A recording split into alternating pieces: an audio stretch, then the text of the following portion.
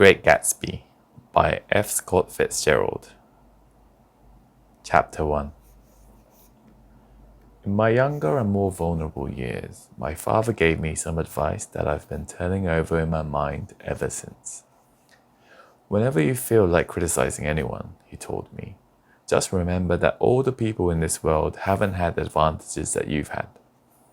He didn't say any more, but we've always been unusually communicative in a reserved way. And I understood that he meant a great deal more than that. In consequence, I'm inclined to reserve all judgments, a habit that has opened up many curious natures to me and also made me the victim of not a few veteran bores. The abnormal mind is quick to detect and attach itself to this quality when it appears in a normal person.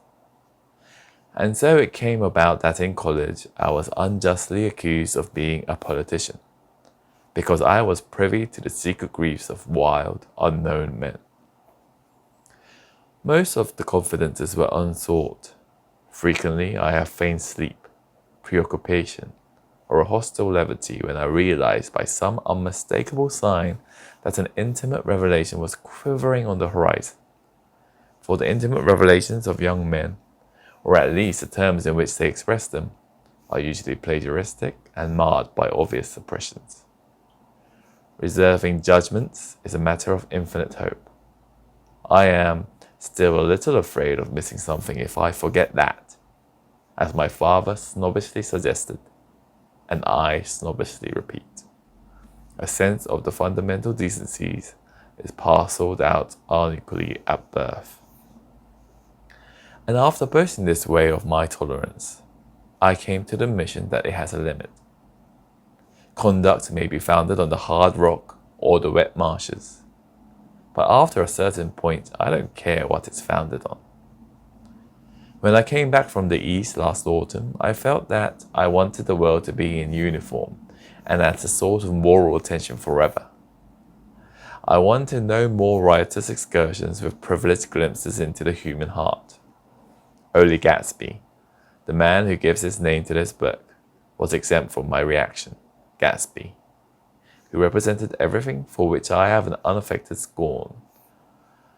If personality is an unbroken series of successful gestures, then there was something gorgeous about him, some heightened sensitivity to the promises of life, as if he were related to one of those intricate machines that register earthquakes 10,000 miles away.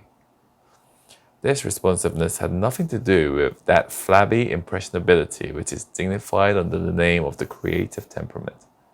It was an extraordinary gift for hope, romantic readiness such as I have never found in any other person, and which it is not likely I shall ever find again.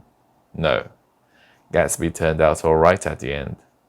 It is what preyed on Gatsby, what foul dust floated in the wake of his dreams, that temporarily closed out my interest in the abortive sorrows and short-winded elations of men.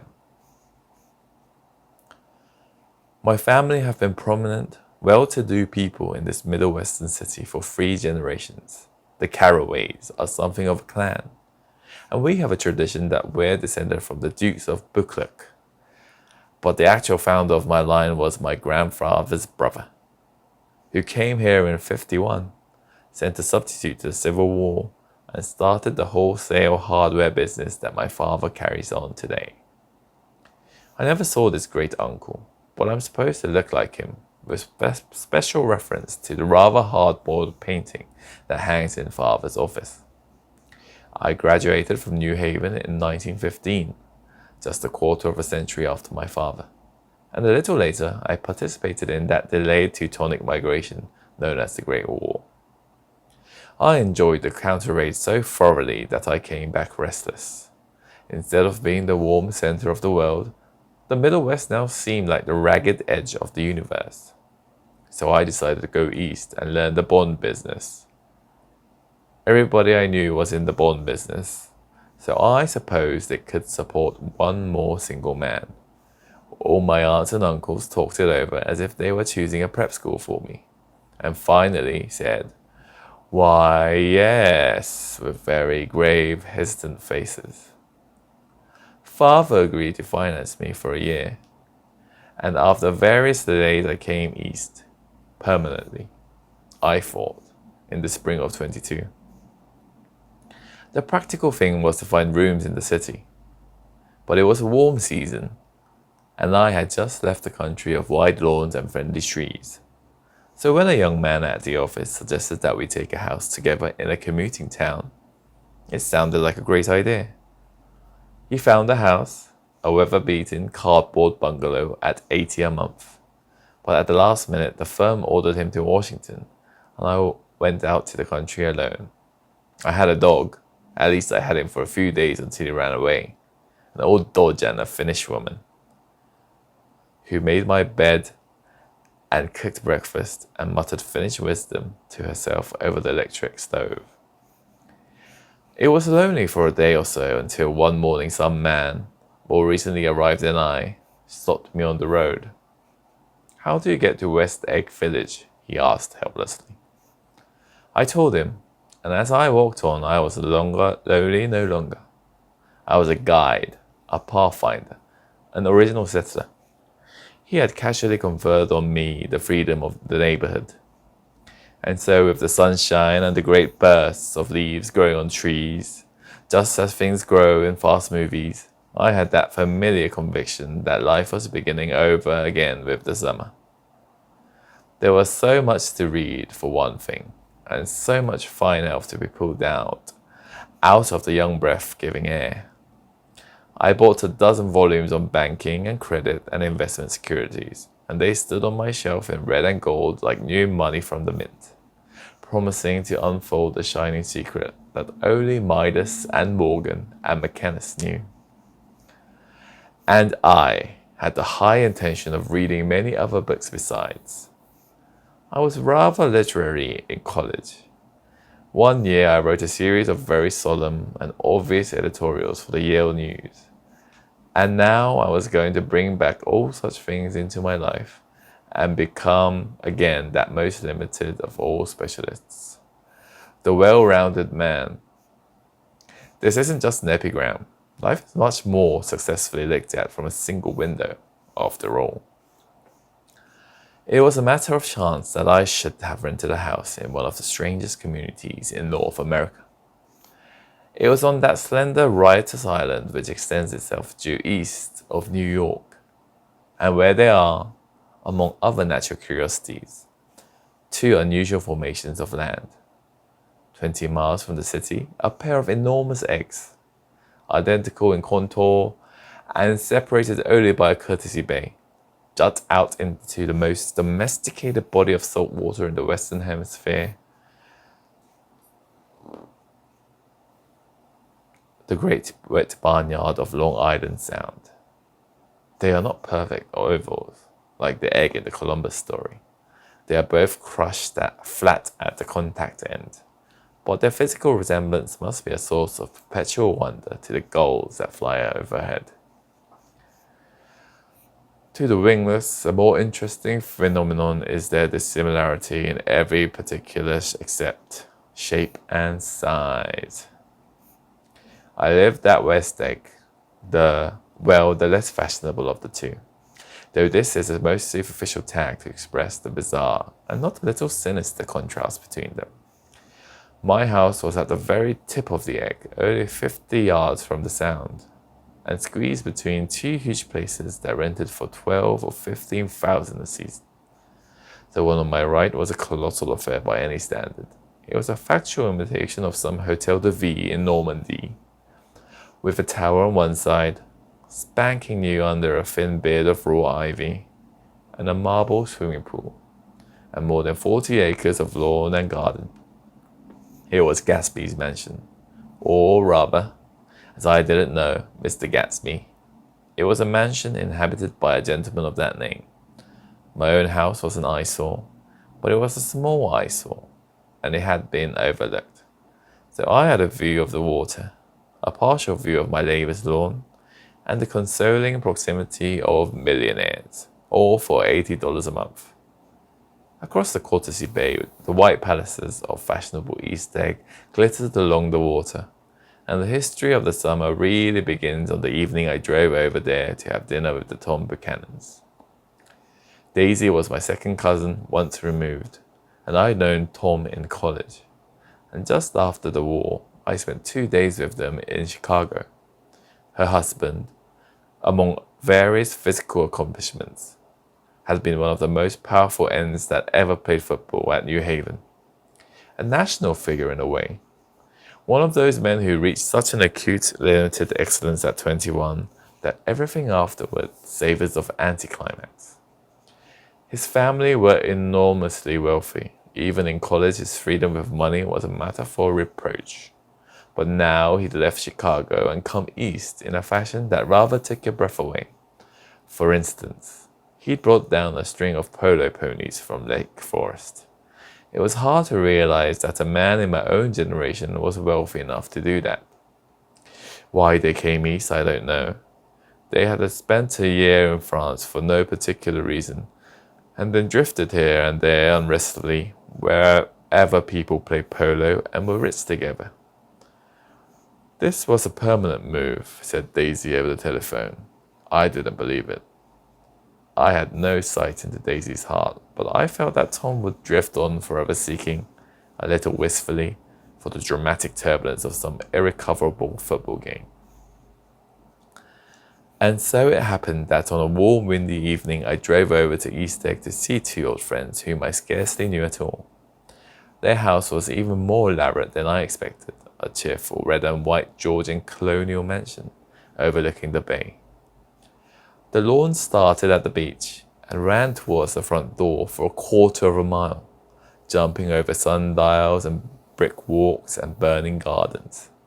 Finally, when it reached the house, drifting up the side in bright vines, as though from the momentum of its run, the front was broken by a line of French windows, glowing now with reflected gold and wide open to the warm, windy afternoon. And Tom Buchanan in riding clothes was standing with his leg apart on the front porch. He had changed since his New Haven years. Now he was a sturdy, straw-haired man of 30, with a rather hard mouth and a supercilious manner. 2 shining, arrogant eyes had established dominance over his face and gave him the appearance of always leaning aggressively forward. Not even the effeminate swank of his riding clothes could hide the enormous power of that body. He seemed to feel those glistening boots until he strained the top lacing, and you could see a great pack of muscle shifting when his shoulder moved under his thin coat. It was a body capable of enormous leverage, a cruel body. His speaking voice, a gruff, husky tenor, added to the impression of fractiousness he conveyed. There was a touch of paternal contempt in it, even towards people he liked, and there were men at New Haven who hated his guts. Now, don't think my opinion on these matters is final, he seemed to say, just because I'm stronger and more of a man than you are. We were in the same senior society, and while we were never intimate, I always had the impression that he approved of me and wanted me to like him with some harsh, defiant wistfulness of his own. We talked for a few minutes on the sunny porch. I've got a nice place here, he said, his eyes flashing about restlessly. Turning me around by one arm, he moved a broad, flat hand along the front vista, including in its sweep a sunken Italian garden, a half-acre of deep, pungent roses, and a snub-nosed motorboat that bumped the tide offshore. It belonged to Domain, the oil man. He turned me around again, politely and abruptly. We'll go inside. We walked through a high hallway into a bright rosy-colored space, fragilely bound into the house by French windows at either end. The windows were ajar and gleaming white against the fresh grass outside that seemed to grow a little way into the house. A breeze blew through the room, blew curtains in at one end and out the other like pale flags, twisting them up toward the frosted wedding cake of the ceiling, and then rippled over the wine-colored rug, making a shadow on it as wind does on the sea. The only completely stationary object in the room was an enormous couch on which two young women who were buoyed up as though upon an anchored balloon. They were both in white, and their dresses were rippling and fluttering as if they had just been blown back in after a short flight around the house. I must have stood for a few moments listening to the whip and snap of the curtains and the groans of a picture on the wall. Then there was a boom as Tom Buchanan shut the rear windows, and the cold wind died out about the room, and the curtains and the rugs and the two young women ballooned slowly to the floor. The younger of the two was a stranger to me. She was extended full length at her end of the divan, completely motionless, and with her chin raised a little, as if she were balancing something on it which was quite likely to fall. If she saw me out of the corner of her eyes, she gave no hint of it.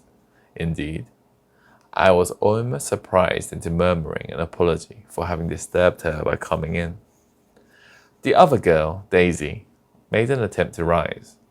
She leaned slightly forward with a conscientious expression. Then she laughed, an absurd, charming little laugh, and I laughed too and came forward into the room. "I'm paralyzed with happiness," she laughed again, as if she said something very witty, and held my hand for a moment, looking up into my face, promising that there was no one in the world she so much wanted to see. That was a way she had. She hinted in a murmur that the surname of the balancing girl was Baker. I've heard it said that Daisy's murmur was only to make people lean toward her, an irrelevant criticism that made it no less charming. At any rate, Miss Baker's lips fluttered. She nodded at me almost imperceptibly, and then quickly tipped her head back again. The object she was balancing had obviously tottered a little, and given her something of a fright. Again, a sort of apology arose to my lips. Almost any exhibition of complete self-sufficiency draws a stunned tribute from me. I looked back at my cousin, who began to ask me questions in a low, thrilling voice. It was a kind of voice that the ear follows up and down, as if each speech is an arrangement of notes that will never be played again. Her face was sad and lovely, with bright things in it, bright eyes and a bright, passionate mouth. But there was an excitement in her voice that men who had cared for her found difficult to forget, a singing compulsion, a whispered listen, a promise that she had done gay, exciting things just a while since, and that there were gay, exciting things hovering in the next hour. I told her how I had stopped off in Chicago for a day on my way east, and how a dozen people had sent their love through me. "Do they miss me?" she cried ecstatically.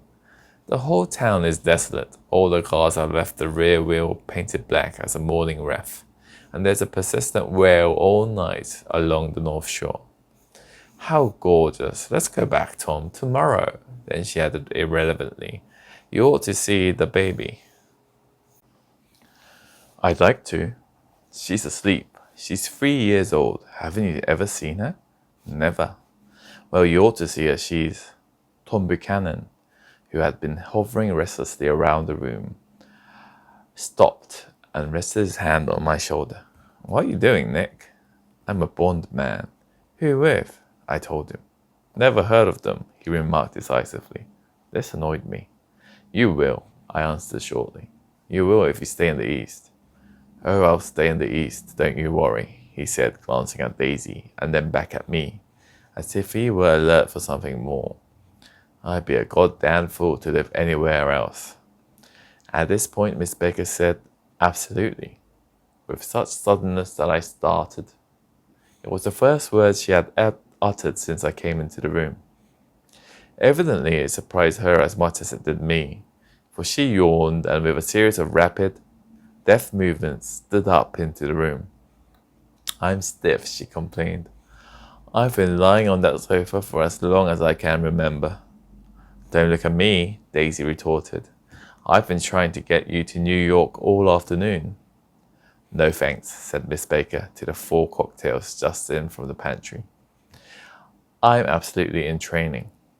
Her host looked at her incredulously. You are? He ticked down his drink as if it were a drop in the bottom of a glass. How you ever get anything done is beyond me. I looked at Miss Baker, wondering what it was she got done. I enjoyed looking at her. She was a slender, small-breasted girl with an erect carriage, which she accentuated by throwing her body backward at the shoulders like a young cadet. Her grey, sun-strained eyes looked back at me with polite reciprocal curiosity out of a wan, charming, discontented face. It occurred to me now that I had seen her, or a picture of her, somewhere before. You live in West Egg, she remarked contemptuously. I know somebody there. I don't know a single. You must know Gatsby. Gatsby, demanded Daisy. What Gatsby?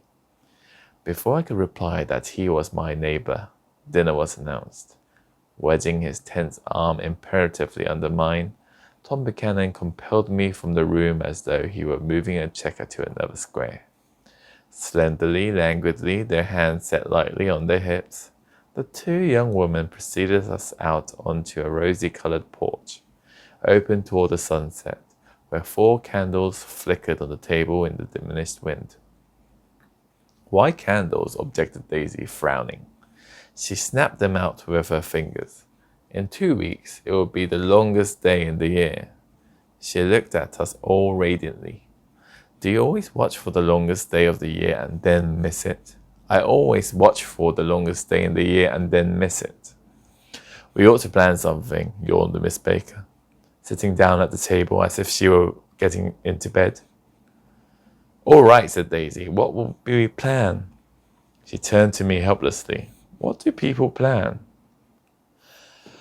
Before I could answer, her eyes fastened with an awed expression on her little finger. Look, she complained. I hurt it. We all looked. The knuckle was black and blue. You did it, Tom, she said accusingly. I know you didn't mean to, but you did do it. That's what I get for marrying a brute of a man, a great, big, hulking physical specimen of a... I hate that word, hulking, objected Tom crossly, even in kidding. Hulking, insisted Daisy. Sometimes she and Miss Baker talked at once, unobtrusively and with a bantering inconsequence that was never quite chatter. That was as cool as their white dresses and their impersonal eyes in the absence of all desire. They were here, and they accepted Tom and me, making only a polite, pleasant effort to entertain or to be entertained. They knew that presently dinner would be over, and a little later the evening too would be over and casually put away. It was sharply different from the West, where an evening was hurried from face to face towards its close, in a continually disappointed anticipation, or else in sheer nervous dread of the moment itself. You make me feel uncivilized, Daisy, I confessed on my second glass of corky, but rather impressive claret. Can't you talk about crops or something? I meant nothing in particular by this remark, but it was taken up in an unexpected way. Civilization's going to pieces, broke out Tom violently. I've gotten to be a terrible pessimist about things. Have you read The Rise of the Colored Empire by this man Goddard? Why no, I answered, rather surprised by his tone. Well, it's a fine book, and everybody ought to read it. The idea is, if we don't look out, the white race will be utterly submerged. It's all scientific stuff. It's been proved. Tom's getting very profound, said Daisy, with an expression of unthoughtful sadness. He reads deep books with long words in them. What was that word Well, these books are all scientific, insisted Tom, glancing at her impatiently. This fellow has worked out the whole thing. It's up to us, who are the dominant race, to watch out, or these other races will have control of things. We've got to beat them down, whispered Daisy, winking ferociously toward her fervent son. You ought to live in California, began Miss Baker. But Tom interrupted her by shifting heavily in his chair. This idea is that we're Nordics. I am, and you are, and you are, and after an infinitesimal hesitation, included Daisy with a slight nod, and she winked at me again. And we've produced all the things that go to make civilization. Oh, science and art and all that, you do see? There was something pathetic in his concentration, as if his complacency, more acute than of old, was not enough to him anymore. When, almost immediately, the telephone rang inside and the butler left the porch, Daisy seized upon the momentary interruption and leaned towards me. "I'll tell you a family secret," she whispered enthusiastically. "It's about the butler's nose. Do you want to hear about the butler's nose? That's why I came over tonight. Well, he wasn't always a butler. He used to be the silver polisher for some people in New York that had a silver service for 200 people. He had to polish it from morning till night until finally it began to affect his nose. Things went bad to worse," suggested Miss Baker. "Yes, things went bad to worse, until finally he had to give up his position." For a moment, the last sunshine fell with romantic affection upon her glowing face. Her voice compelled me forward breathlessly as I listened. Then the glow faded, each light deserting her with lingering regret, like children leaving a pleasant street at dusk. The butler came back and murmured something close to Tom's ear, whereupon Tom frowned, pushed back his chair, and without a word went inside, as if his absence quickened something within her. Daisy leaned forward again, her voice glowing and singing. "I love to see you at my table, Nick. You remind me of a rose, an absolute rose, doesn't he?" She turned to Miss Baker for confirmation. "An absolute rose?" This was untrue. I am not even faintly like a rose.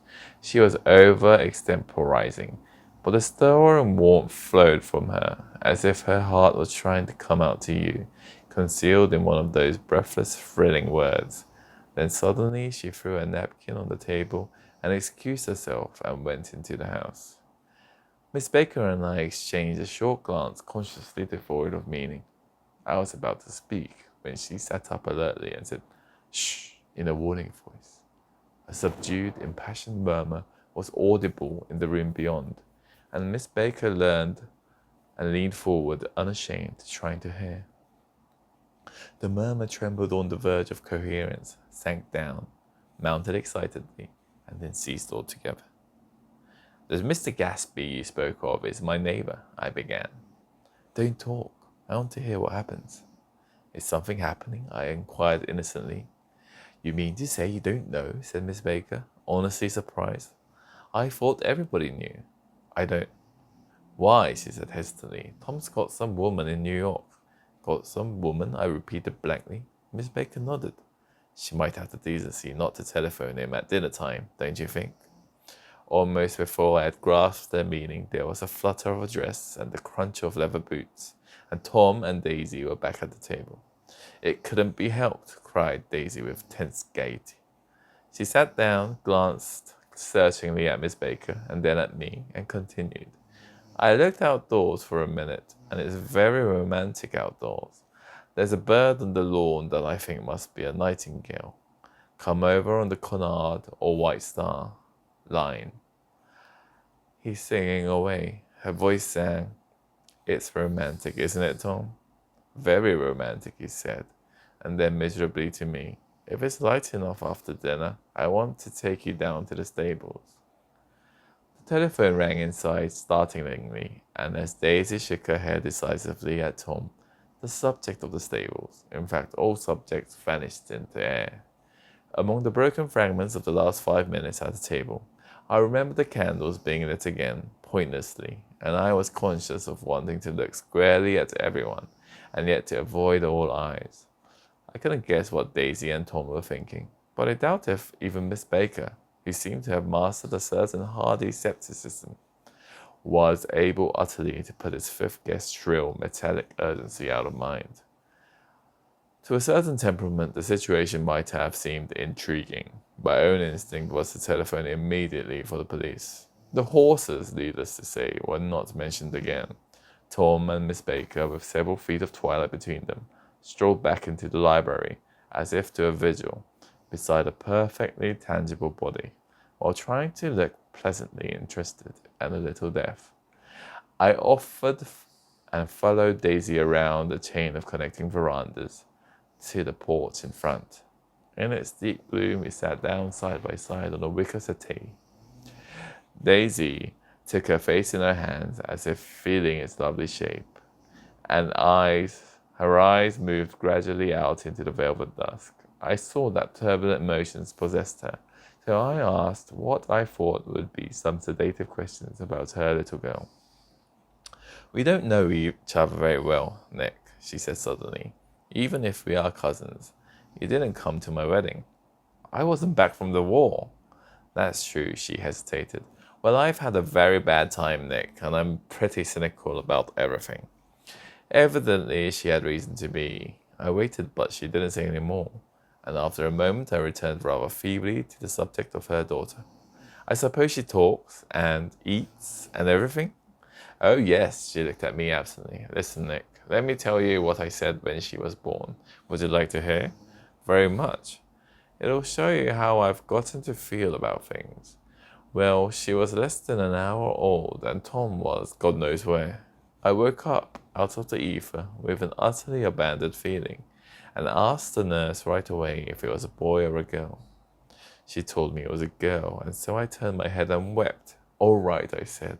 'I'm glad it's a girl, and I hope she'll be a fool. That's the best thing a girl can be in this world, a beautiful little fool.' You see, I think everything's terrible anyhow," she went on in a convinced way. "Everybody thinks so. The most advanced people. And I know. I've been everywhere and seen everything and done everything." Her eyes flashed around her in a defiant way, rather like Tom's, and she laughed with thrilling scorn. "Sophisticated! God, I'm sophisticated." The instant her voice broke off, ceasing to compel my attention, my belief, I felt the basic insincerity of what she had said. It made me uneasy, as though the whole evening had been a trick of some sort, to exact a contributory emotion from me.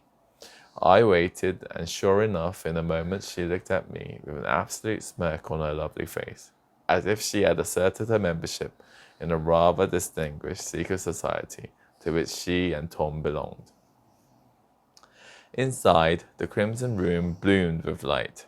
Tom and Miss Baker sat at either end on the long couch, and she read aloud to him from the Saturday Evening Post, the words, murmurous and uninflected, running together in a soothing tune. The lamplight, bright on his boots and dull on the autumn leaf yellow of her hair, glinted along the paper as she turned the page with a flutter of slender muscles in her arms. When we came in, she held us silent for a moment with a lifted hand. "To be continued," she said, tossing the magazine on the table, "in our very next issue." Her body asserted itself with a restless movement of her knee, and she stood up. 10 o'clock, she remarked, apparently finding time on the ceiling. "Time for this good girl to go to bed." "Jordan's going to play in the tournament tomorrow," explained Daisy, "over at Westchester." "Oh, you're Jordan Baker." I knew now why her face was familiar. Its pleasing, contemptuous expression had looked out at me from many rotogravure pictures of the sporting life at Asheville and Hot Springs and Palm Beach. I had heard some stories of her too, a critical, unpleasant story, but what it was I had forgotten long ago. "Good night," she said softly. "Wake me up at 8, won't you? If you'll get up." "I will. Good night, Mr. Carraway. See you anon." "Of course you will," confirmed Daisy. "In fact, I think I'll arrange a marriage. Come over often, Nick, and I'll fling you together. You know, lock you up accidentally in linen closets and push you out to sea in a boat, and all that sort of thing." "Good night," called Miss Baker from the stairs. "I haven't heard a word." "She's a nice girl," said Tom after a moment. "They oughtn't to let her run around the country this way." "Who oughtn't to?" inquired Daisy coldly. "Her family. Her family is one aunt and about 1,000 years old. Besides, Nick's going to look after her, aren't you, Nick? She's going to spend lots of weekends out here this summer. I think the home influence will be very good for her. Daisy and Tom looked at each other for a moment in silence. Is she from New York? I asked quickly. From Louisville. Our white girlhood was passed together there. A beautiful white. Did you give Nick a little heart-to-heart talk on the veranda? Demanded Tom suddenly. Did I? She looked at me. I can't seem to remember, but I think we talked about the Nordic race. Yes, I'm sure we did. It sort of crept up on us, and first thing you know, don't believe everything you hear, Nick, he advised me. I said lightly that I had heard nothing at all, and a few minutes later, I got up to go home. They came to the door with me and stood side by side in the cheerful square of light. As I started my motor, Daisy promptly called, Wait! I forgot to ask you something, and it's important. We heard you were engaged to a girl out west. That's right, corroborated Tom kindly. We heard that you were engaged. It's a libel. I'm too poor. But we heard it, insisted Daisy, surprising me by opening up again in a flower-like way. We heard it from 3 people, so it must be true. Of course I knew what they were referring to, but I wasn't even vaguely engaged. The fact that gossip had published the banns was one of the reasons I came east. You can't stop going with an old friend on account of rumors, and on the other hand, I had no intention of being rumored into marriage. The interest rather touched me and made them less remotely rich. Nevertheless, I was confused and a little disgusted as I drove away. It seemed to me that the thing for Daisy to do was to rush out of the house, child in arms, but apparently there were no such intentions in her head. As for Tom, the fact that he had some woman in New York was really less surprising than that he had been depressed by a book. Something was making him nibble at the edge of stale ideas as his sturdy physical egotism no longer nourished his peremptory heart. Already it was deep summer on roadhouse roofs, and in front of wayside garages, where new red petrol pumps sat out in pools of light.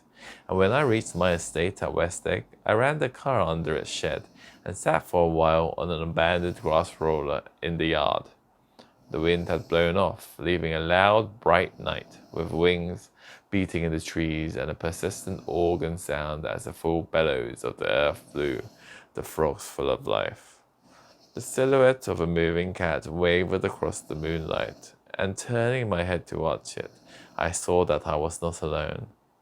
50 feet away, a figure had emerged from the shadow of my neighbor's mansion, and was standing with his hands in his pockets regarding the silver peppers of the stars. Something in his leisurely movements and the secure position of his feet upon the lawn suggested that it was Mr. Gatsby himself, come out to determine what share was his of our local heavens. I decided to call him. Miss Baker had mentioned him at dinner, and that would do for an introduction. But I didn't call to him, for he gave a sudden intimation that he was content to be alone. He stretched out his arm toward the dark water in a curious way, and far as I was from him, I could have sworn he was trembling. Involuntarily, I glanced seaward, and distinguished nothing except a single green light, minute and far away. That might have been the end of a dock. When I looked once more for Gatsby, he had vanished, and I was alone again in the unquiet darkness. End of chapter 1.